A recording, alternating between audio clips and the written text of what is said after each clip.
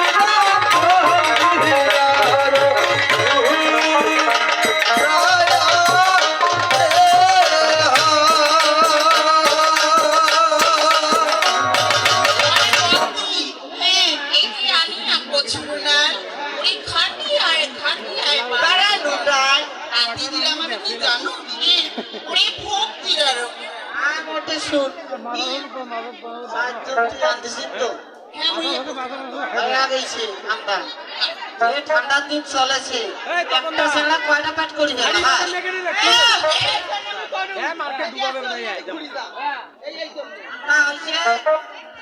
সকাল সকাল ছেলেটা খেয়ে বিদায় করে দিই যত রাত কমতে হবে তত ছেলেকে